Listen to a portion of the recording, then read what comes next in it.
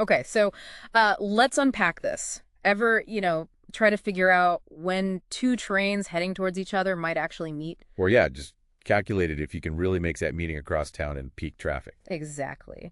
Today, we're doing a deep dive into some material that gets right to the heart of those questions. Speed, distance, and time. Hmm. The sources we've got lay out the basics, the real foundations, our mission. Let's quickly get a handle on these core relationships. And see how they connect, maybe in ways you didn't expect. It's amazing how fundamental this stuff is, isn't it? But also how much it explains about, well, just how things move. Totally. It underpins so much. So the material kicks off right at the beginning, defining speed itself. It's basically just a rate, yeah. That's the core of it. Speed is simply how much distance you cover in a certain slice of time. Right. The source uses that classic example, a car doing 65 kilometers an hour. Meaning, yeah, 65 kilometers covered for every single hour it drives at that speed. Simple enough. Okay, so speed gives you the rate, and the source shows that from that one idea, you can actually figure out any of the three, if you know two. Precisely. That core relationship, it gives us the main formula. Speed equals distance divided by time. SDT. The classic one. But, just rearrange that a bit. Multiply by time, and you get distance equals speed times time. DSXT. Makes sense. Or swap speed and time, and you get time equals distance divided by speed. TDS. Okay, Yeah. so those three are kind of the building blocks for everything else in this area. They really are. Understanding how far, how fast, how long, it all comes back to these. Got it. Speed, distance, time, all linked. But Yeah. crucially, the units have to play nice, right? You can't just mix them up. Oh, absolutely critical. The source stresses this. If your distance is in meters, say, and your time is in seconds. Then your speed has to be in meters per second. Right. And kilometers with hours gives you kilometers per hour. Kilometer/h. They have to correspond. Okay. But the material points out a really handy shortcut for conversion. That specific one between kilometers/h and amps. Ah, yeah, I think I remember this one. You multiply by, what was it? 518. To go from kilometers per hour to meters per second, you multiply by 518. Okay, 518, handy. And I guess going the other way, alums back to kilometer/hour. Just flip it. Multiply by 185. Right, 185. Saves doing all the steps manually, converting kilometers to meters and hours to seconds. Exactly. It's a neat trick. Now, what I found really useful is how the sources move beyond just like constant speed.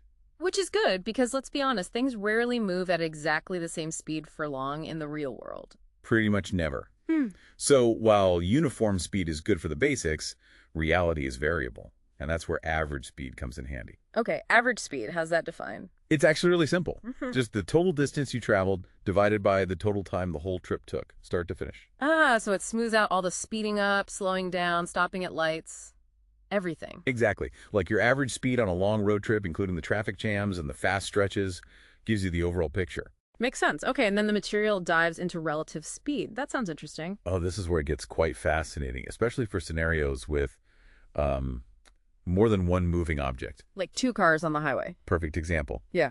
The material explains that when two things move in the same direction, their relative speed, how fast one is catching up to or pulling away from the other, is the difference between their speeds. Okay, right. So if I'm doing 100 kilometer and someone passes me doing 110. The relative speed is just 10 kilometer/hour.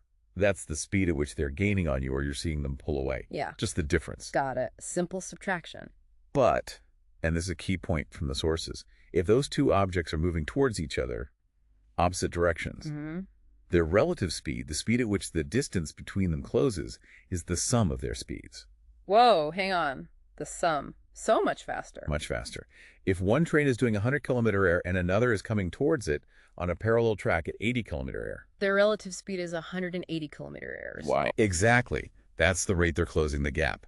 It explains why head-on approaches seem so quick. That's a really big difference compared to moving in the same direction. It also applies to things like boats and rivers, right? Absolutely. A boat going downstream has the river current added to its speed relative to the bank. Going upstream, the current is subtracted. It's all about relative motion. So these ideas, same direction difference, opposite direction sum, they apply pretty broadly then. To basically any situation with multiple moving objects, trains passing, boats, even just walking past someone on the street, it helps you understand how quickly things interact or separate. Okay, so wrapping this up, what does this all mean for you listening in?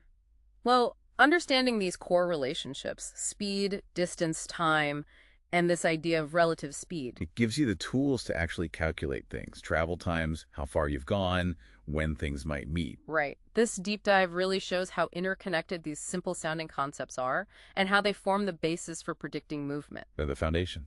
And maybe connecting this to the bigger picture, it leaves us with something to think about. If relative speed is the sum when things move towards each other and the difference when they move alongside, how does that change the way you actually perceive something approaching you versus watching it move away? Does that geometry fundamentally alter your sense of its speed?